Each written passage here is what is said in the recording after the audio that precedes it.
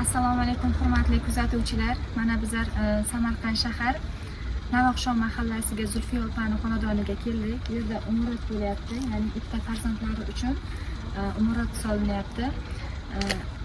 Sovuq tushmasdan imkon qadar qo'ldan kelgancha ehson qiladigan bo'lsalaringiz, aziz kuzatuvchilar, bu opamiz mana shu farzandlari bilan sovuq tushmasdan uylariga kirib oladi.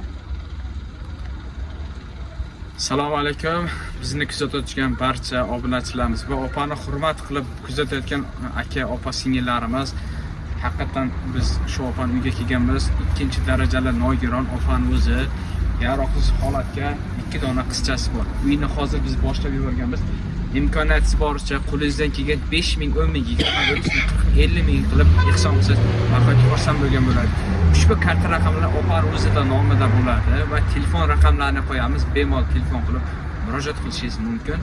Va ehson qilaman degan aka-ukalarning shunday videoni shunday yuborib qo'ying.